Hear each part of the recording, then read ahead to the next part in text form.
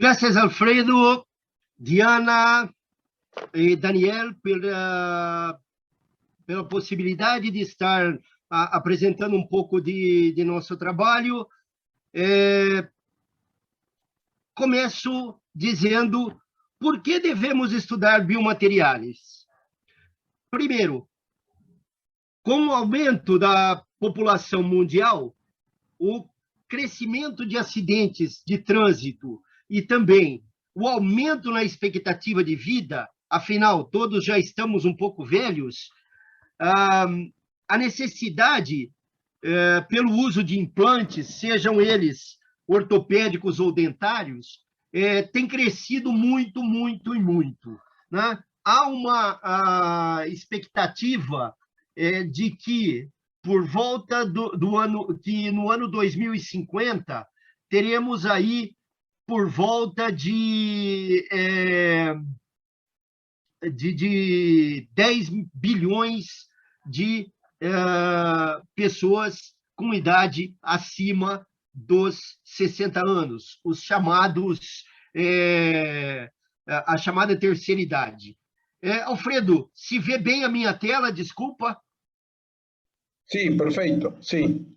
Perfeito. Sim. E a voz também está muito bem. Ok, muito obrigado.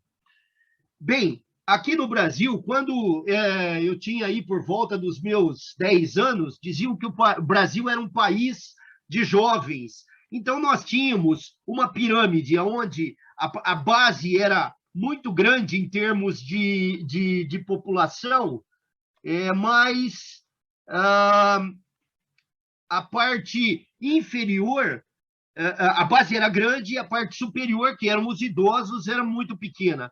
Isso tem se invertido, está se invertendo, e a expectativa é que esteja completamente invertida em 2050. Então, a população idosa seja muito maior do que a população mais jovem. Isso acontece não só no Brasil, mas em todo o mundo. Tá? Então, aí há uma expectativa aí que a população idosa cresça muito nos últimos anos. E, em função disso, a necessidade de que nós tenhamos um desenvolvimento de biomateriais para a utilização dessas pessoas seja muito crescente para garantir uma qualidade de vida melhor para essa população.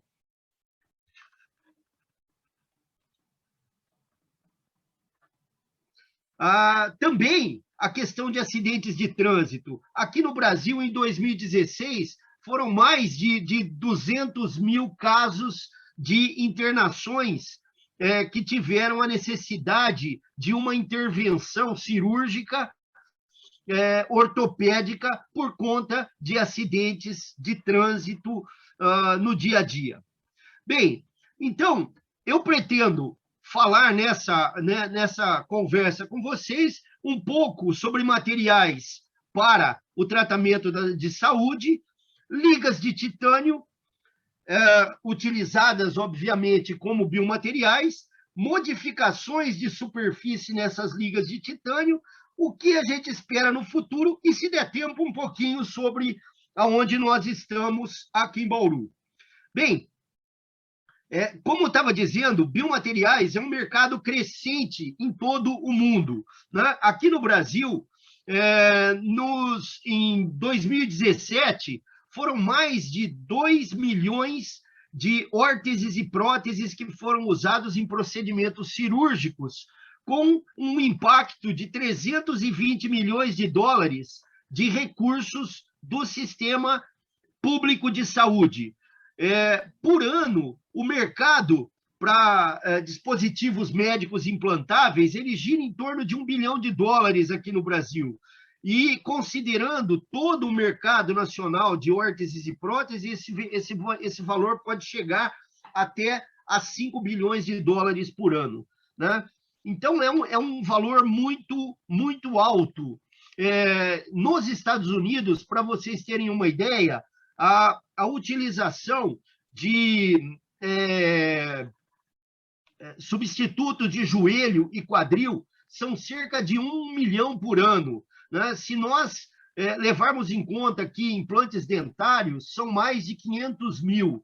Estou falando isso em termos de materiais metálicos, que é a minha especialidade. Se formos levar em conta outros materiais, isso aumenta absurdamente, né? Então, nos Estados Unidos, por ano, são cerca de 800 mil cirurgias que envolvem algum tipo de dispositivo de osteossíntese. Aqui no Brasil, são cerca de 10 mil hospitalizações por ano envolvendo esse tipo de tratamento. Bem, a segunda geração, que nós chamamos da segunda geração de biomateriais, ela começou a utilizar materiais estruturais. Então, foram utilizados materiais que eram desenvolvidos para outras aplicações, como, por exemplo, a indústria aeronáutica e a indústria automobilística, como bem o Alberto disse aí na metade do século passado, mais ou menos. Então, esses materiais estruturais desenvolvidos para aplicações odontológicas, para aplicações aeronáuticas e para aplicações da indústria automobilística foram usados também para aplicações como biomateriais, sem se preocupar muito com o que aquele material estaria causando no organismo e também sem a preocupação de uma adaptação de propriedades para esses materiais. E aí entram as ligas de titânio. Então, as ligas de titânio, elas têm sido muito utilizadas na área ortopédica e na área odontológica, como materiais de suporte. São substitutos com artroplastia total de quadril, substitutos de joelho, como placas, como parafusos, como reparos em coluna vertebral, como pinos para implantes dentários e assim por diante. Então, as ligas de titânio, elas são largamente utilizadas porque elas têm uma alta resistência à corrosão, um módulo de elasticidade relativamente baixo, principalmente quando comparado com o osso humano, e uma relação resistência mecânica de densidade bastante alta e uma boa biocompatibilidade. A mais usada é a liga titânio 6 alumínio 4 vanádio. E essa liga ela é muito utilizada como biomaterial pelo fato dela ser produzida em larga escala para a indústria aeronáutica. Então, ela tem um custo muito baixo, mas ela pode causar problema, né?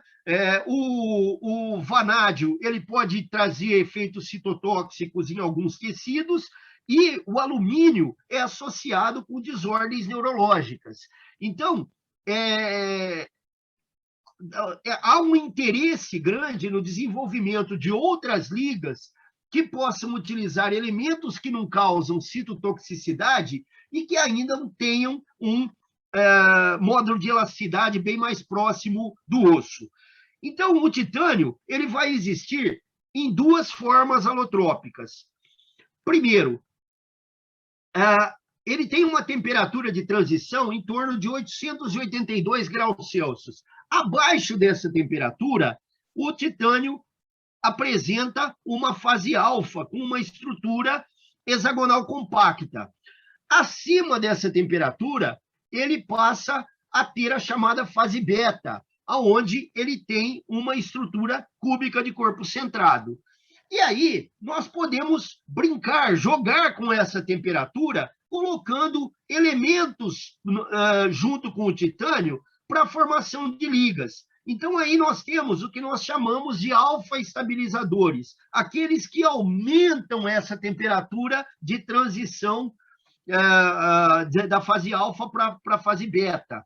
Então, esses elementos são alumínio, oxigênio, nitrogênio, carbono. Temos outros elementos que reduzem essa temperatura. Então, eles estabilizam a fase beta mais próximo da temperatura ambiente. E aí nós temos o molibdênio, vanádio, tântalo, nióbio, ferro, manganês, cromo, cobalto, níquel, cobre e outros elementos. E temos aqueles que não alteram essa temperatura, se eles estiverem isoladamente junto com o titânio, que seria aí o estanho e o zircônio. Porém, se eles estiverem presentes junto com o elemento beta-estabilizador, eles favorecem ainda mais a estabilização da fase beta.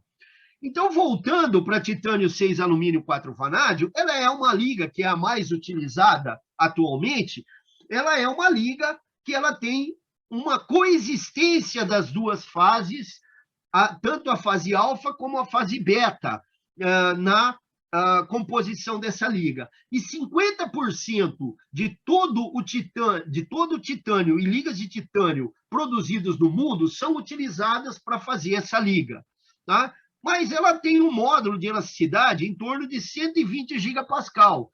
E isso, comparado com o osso humano, é cerca de 4 vezes o valor.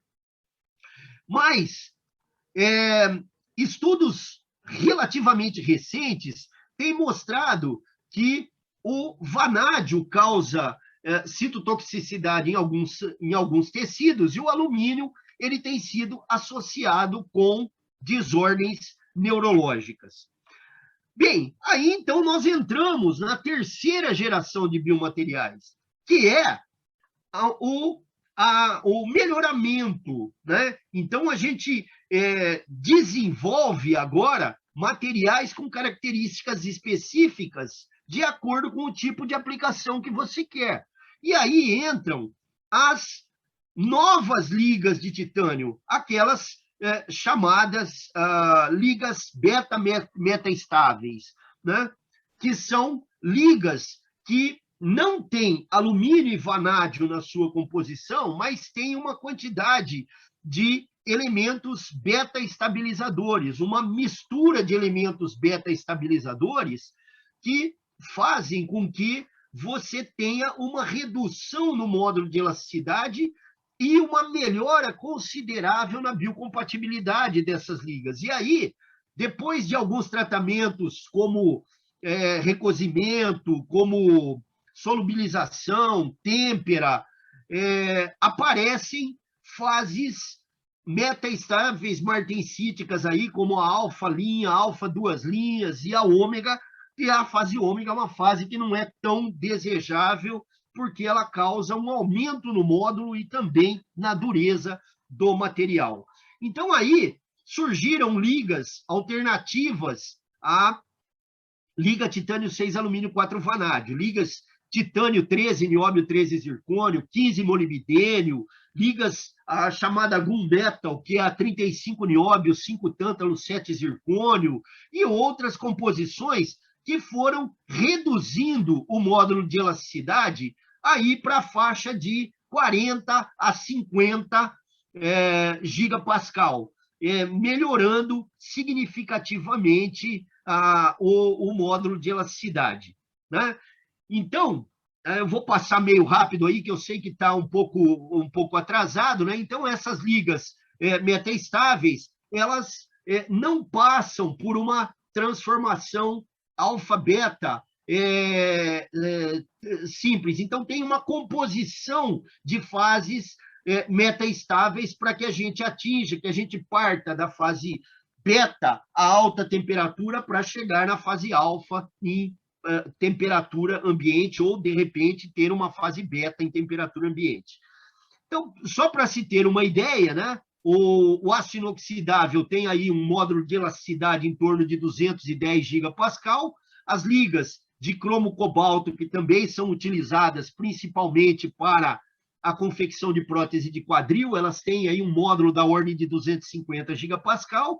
As ligas de titânio variam aí entre, hoje até, de 40 até 110 gigapascal, e uma comparação aí com o osso cortical, aquele osso mais resistente, ele tem aquele mais maciço, ele tem da ordem de 30 gigapascal.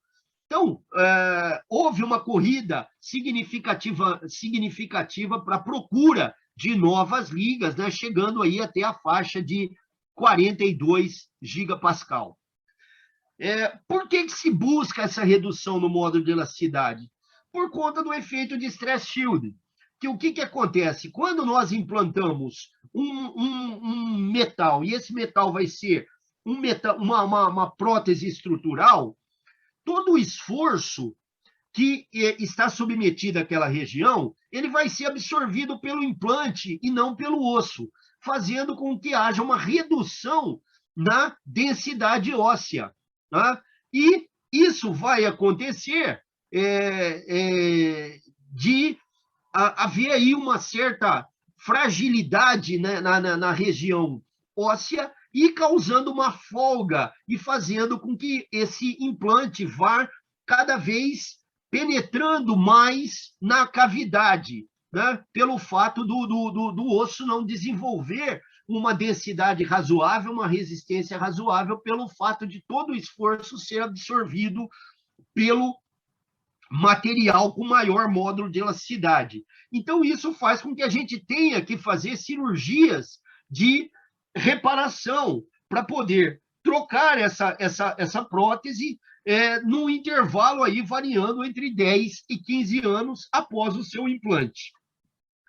Bom, os processos que a gente utiliza para a confecção dessas ligas de titânio, então, teoricamente, nós trabalhamos com um diagrama chamado de molibdênio alumínio equivalente, onde a gente pode prever, de uma certa forma, qual é a região, qual é a fase que essas ligas vão aparecer. Então, aí a gente tem ligas nessa região aqui, ligas beta, nessa parte aqui a gente já tem as ligas alfa-beta, então dá para a gente ter uma previsão do que acontece com essas ligas. E também, usando uma teoria de Hartree-Fock e um procedimento baseado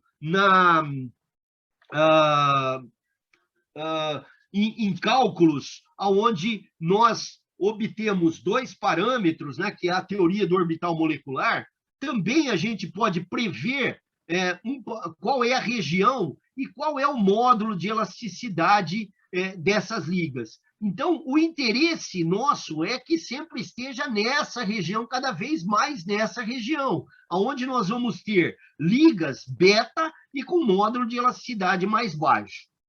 Então, para isso, nós temos algumas maneiras de processar essa liga. A mais comum é a fusão a arco, né? Então, nós fundimos os metais precursores num forno a arco, depois nós submetemos o lingote preparado a um tratamento de homogeneização acima da temperatura de transição beta por 24 horas em vácuo, depois deixamos resfriar lentamente no forno e aí passamos por um processamento termomecânico, um processamento para que a gente possa ter uma geometria razoável para que a gente possa estar fazendo as caracterizações necessárias. Aí há um resfriamento no ar, depois de um tratamento químico da superfície para eliminar o óxido formado na superfície, se faz um novo tratamento para alívio de tensões, acima também da temperatura de transição beta, em torno de 8 horas em vácuo com resfriamento lento no forno. A partir daí, nós estamos aptos a fazer a caracterização. E aí partimos para uma caracterização química, utilizando técnicas de ICP ou fluorescência de raio-x, difração de raio-x para verificar a estrutura do material, análises de microscopia óptica, microscopia eletrônica de varredura e microscopia eletrônica de transmissão para fazer uma análise da microestrutura do material, e algumas propriedades mecânicas, módulo de elasticidade e dureza, além de outras análises como fadiga, resistência à fratura, resistência ao desgaste, propriedades eletroquímicas, resistência à corrosão, e também testes de biocompatibilidade e proliferação celular para verificar a citotoxicidade ou não do material. Bem, Aí eu apresento para vocês alguns sistemas binários e que depois a gente vai falar sobre modificação superficial nesses elementos. Então, aqui o Brasil é uma das maiores reservas de nióbio do mundo. Então, não há sentido que a gente não trabalhe na aplicação do nióbio, utilizando o nióbio como elemento de liga. E aí, é interessante, nós fizemos aí um estudo com 4 composições, até por volta de 50% em peso de nióbio, e essas ligas titânio-nióbio, elas apresentaram uma composição começando de uma estrutura alfa, indo até a uma estrutura beta, com um valor razoável de dureza, e módulo de elasticidade aí na faixa de 80 a 90 gigapascal. Podemos observar que não há nenhum efeito citotóxico, há o crescimento celular interessante na superfície desse material, e essas ligas elas têm um módulo de elasticidade relativamente baixo e uma biocompatibilidade bastante interessante. O mesmo vale para ligas titânio-zircônio, né? Então, essas ligas titânio-zircônio também, com a introdução do zircônio, a gente tem módulo de elasticidade aí um pouco mais alto que a liga anterior, mas são ligas aí razoáveis, com módulo abaixo de 100 gigapascal e que não causam nenhum efeito citotóxico. Nós podemos observar aqui o crescimento celular interessante na superfície dessas ligas. Então, são ligas também com um módulo de elasticidade relativamente baixo e uma boa biocompatibilidade. O que interessa hoje, o que se busca é uma liga de titânio que utilize elementos não citotóxicos, mas que também a gente possa ter uma superfície melhorada, uma funcionalização da superfície para que haja uma interação maior da superfície com o tecido ósseo.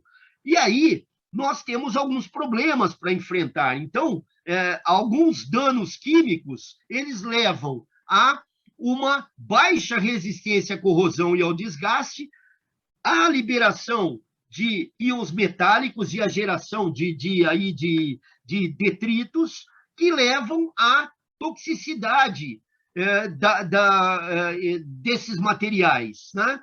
E danos mecânicos, eles podem levar a uma redução na resistência e na dureza e podem causar falha por fadiga e que levam à fratura daquele material. Então, um processo interessante é que a gente possa combinar essas duas situações, desenvolvendo novas ligas e ter a modificação da superfície dessas ligas. Então, para o desenvolvimento de novas ligas, nós devemos levar em consideração a remoção de elementos tóxicos como alumínio e vanádio, né? A diminuição do módulo de elasticidade para evitar os efeitos de stress shield e a melhoria da compatibilidade entre o material e o tecido.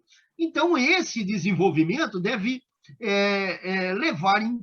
levar em conta as bases de metalurgia, e as ligas resultantes devem ter um balanço interessante, aí, um bom balanço entre propriedades mecânicas e resistência à corrosão. Então, dentre os materiais metálicos, as ligas de titânio ainda são consideradas os materiais mais adequados para esse tipo de aplicação. Tá?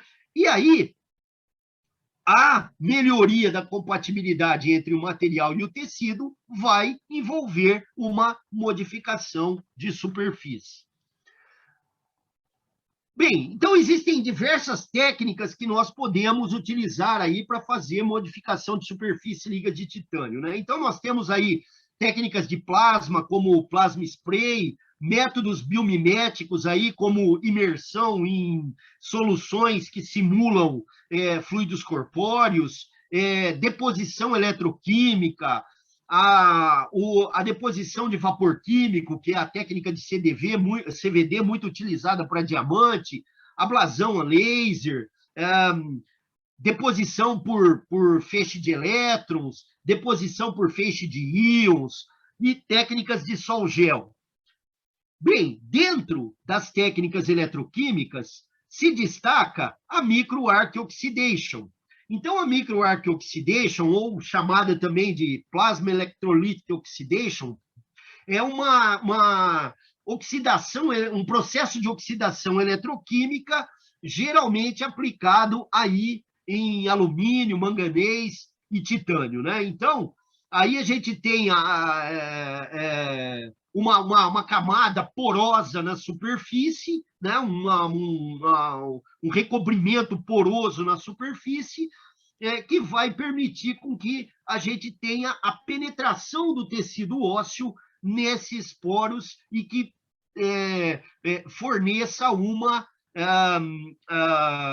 possibilidade de osseo-integração maior, né? Então, aí, alguns experimentos que nós fizemos aí em ligas, agora aqui, no caso, numa liga ternária envolvendo zircônio e molibdênio.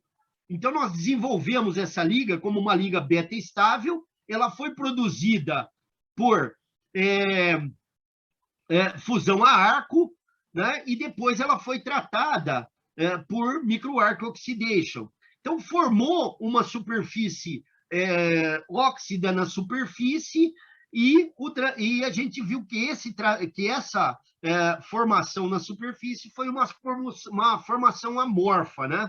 E foi formado aí uma camada porosa na superfície e o tamanho dos poros nessa liga, eles foram maiores do que aqueles que são formados na liga, no titânio comercialmente puro. E isso é interessante porque você tem uma maior facilidade da penetração do tecido ósseo dentro desse material.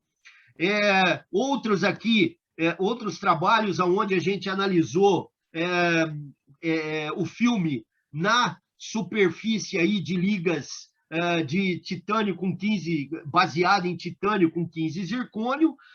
Também nós tivemos aí um bom crescimento aí na superfície desse filme, na superfície das ligas, e todos os filmes eles mostraram poros, uma morfologia de poros aí típicos com uma característica circular que favorece o processo de osseo-integração.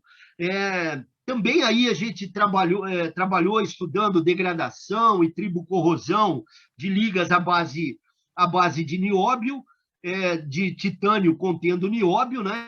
E os recobrimentos aí nessas ligas, eles mostraram uma tendência de reduzir a corrosão e ter assim uma taxa de corrosão mais baixa e uma alta resistência à corrosão. Outra coisa que foram feitas aí em termos de que se pode fazer em termos de recobrimento de superfície é recobrir a superfície com arranjos de nanotubos. Então, por essa técnica também de micro-arc oxidation. Então, nós colocamos aí um eletrólito de ácido fluorídrico, usamos o titânio, a liga, como um anodo, né? E, a partir daí, por reações eletrolíticas, a gente consegue fazer uma deposição desse material, desse eletrólito na superfície e crescer nanotubos de TiO2 na superfície do material, né? Então, a gente vai eliminando o titânio e vai formando essa camada, esse tubo de TiO2. Então, nós temos aí um substrato de titânio, uma liga de titânio, e nós vamos fazer uma camada, né? Uma camada de TiO2 com uma morfologia tubular. Então, aí, normalmente, a gente utiliza aí uma tensão de anodização acima de 20 volts para cima, e aí um tempo de em torno de 20 minutos no ácido fluorídrico, para que a gente obtenha um nanotubo aí na faixa de 300 nanômetros de tamanho, né, de comprimento, por um diâmetro aí da ordem de 100 nanômetros e uma parede aí com a espessura de 10 nanômetros, tendo aí da ordem de 77% de volume vazio. E aí um corte na superfície, uma visão da superfície do material, então nós encontramos essas estruturas tubulares, né? E se a gente fizer uma ampliação dela, nós vamos ver que é uma estrutura aproximadamente cilíndrica, mas não muito uniforme. E aqui a gente vê um corte transversal, onde nós vemos o crescimento dessa estrutura nanotubular na superfície do material, né? Então, aí a gente tem o substrato, a base de uma liga de titânio, e a formação desse nanotubo na superfície. Então, aqui a gente pode olhar uma micrografia onde a gente enxerga nessa parte mais escura a região do substrato, e aqui onde só tem o substrato, e nessa região mais clara, onde foi crescido esse nanotubo na superfície, né? E aqui um corte transversal desse nanotubo, a gente verificando o crescimento desse nanotubo na superfície. E há também o tamanho e o diâmetro do nanotubo, ele depende do tempo em que se deixa na solução. Então, aí, para um potencial de 10 volts, aqui nós temos para 2 minutos em torno de um pouco mais de 100 nanômetros de comprimento, para 5 minutos isso passa para 200, para 10 minutos isso chega aí em torno de 250, e para 20 minutos isso chega a aproximadamente 300 nanômetros aí de comprimento, e há um diâmetro aí na faixa de 35 nanômetros. Aí a gente estudou, em parceria com alguns colegas, né, a deposição desses nanotubos, esses TiO2, na superfície de ligas, à base de titânio nióbio, por exemplo. E aqui, essa liga titânio 10 nióbio, ela tem uma coexistência de fases alfa e fase beta nela. Então, a gente vê aqui pelo difratograma de raio-x e pela micrografia, que nós temos uma estrutura formada por lamelas. Então, a gente tem uma coexistência da fase alfa e da fase beta. Então, fazendo uma ampliação, nós podemos observar que as regiões que são ricas em fase beta, não há essa deposição. A deposição do nanotubo, ele preferencialmente acontece onde nós temos uma região rica em fase alfa. Então, a gente observa aqui também aqui a formação transversal desses nanotubos. E observamos uma estrutura rugosa aqui na superfície, mostrando essa composição, essa variação de fase. Ou seja, esses nanotubos auto-organizados, eles crescem preferencialmente na região onde nós temos mais, em regiões ricas de fase alfa. Tá? Então, aqui também nós estudamos em duas composições, em 10 e 20, e nós temos aqui uma composição semelhante. Então, esses filmes formados aí na superfície pode ser usado como uma referência nessa estrutura porosa. Ela não causa citotoxicidade, apresenta um módulo de elasticidade relativamente baixo e tem uma superfície muito mais resistente ao desgaste, né? Aqui também, em cima de várias composições da liga titânio nióbio, né, variando de 5% até 50% nióbio.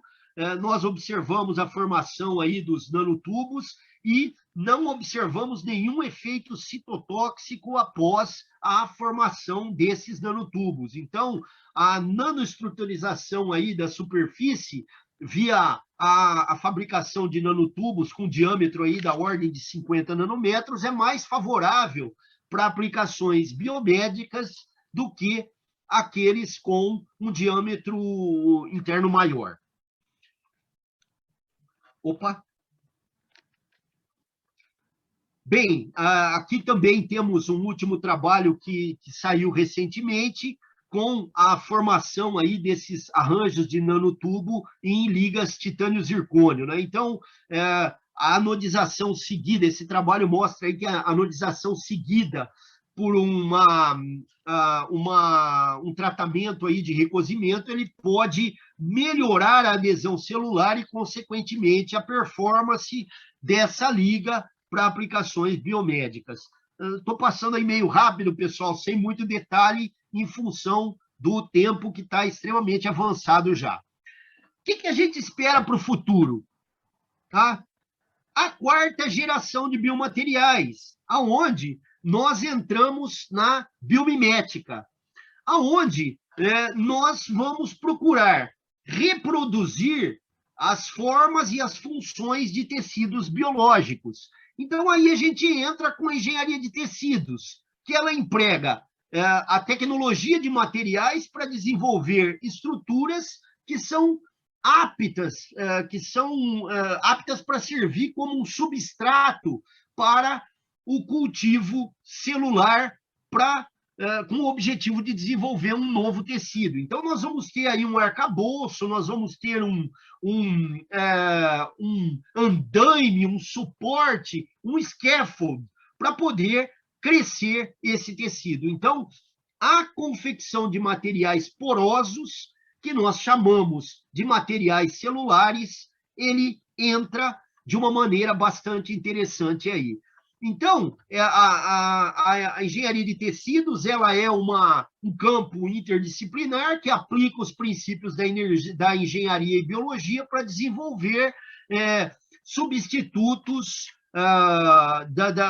com o objetivo aí de restaurar, manter ou melhorar a função de tecidos humanos, né? Então, para atingir esses objetivos, nós temos que fazer um suporte poroso. O scaffold, que ele vai ser uma matriz extracelular que vai garantir o crescimento, a multiplicação e a funcionalização aí desse material com um tecido vivo, né? Então, são 3 etapas básicas que a gente trabalha com a engenharia de tecidos. O primeiro é estabelecer quais células nós vamos trabalhar. O segundo é colocar essas células num suporte para que incube essas células. E a etapa final é colocar essas células criadas, essas novas células, no órgão em uso no tecido ao qual nós queremos reparar, né? Então, agora, o nosso papel é criar esse suporte. E esses suportes, esses scaffolds, são chamados de materiais celulares. E eles têm diferentes texturas e materiais para ser utilizados. Pode ser feito de polímeros, de cerâmicas, de metais. Eles favorecem o crescimento celular, eles permitem a permeação de nutrientes e eles não causam problema para a saúde do paciente, né? Então, os metais celulares, eles têm um módulo de elasticidade bastante baixo, que é comparado com o osso trabecular, né? E ele tem uma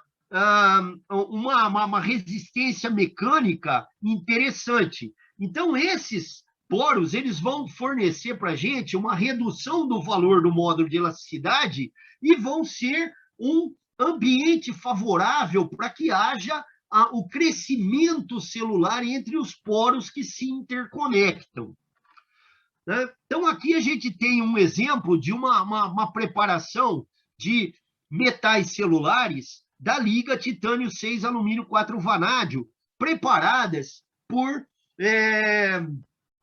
a fusão a laser, né? Então, é o que a gente chama de manufatura aditiva.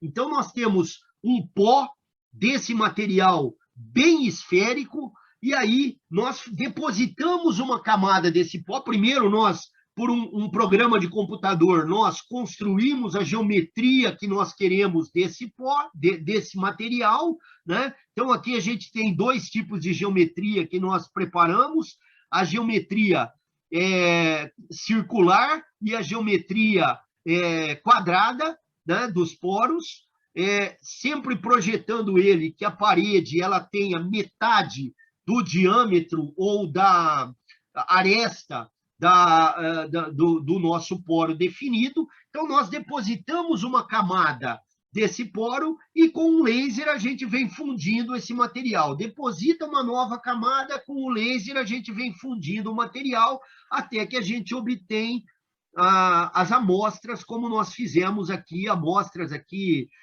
na forma de paralelepípedo com estrutura, com poros circulares ou com poros quadrados. Então, aqui a gente tem micrografias mostrando os poros construídos, os poros circulares e os poros quadrados, né? E, para que a gente tenha uma ideia, a microdureza sempre se mantendo aí na faixa de 300, de 300 até em torno de 400 Vickers, né? E o módulo de elasticidade chegando até da ordem de 5 gigapascal, né? Dependendo da geometria do poro. Então, nós temos um material com o módulo de elasticidade bem parecido com o módulo do osso e com propriedades mecânicas interessantes, tá?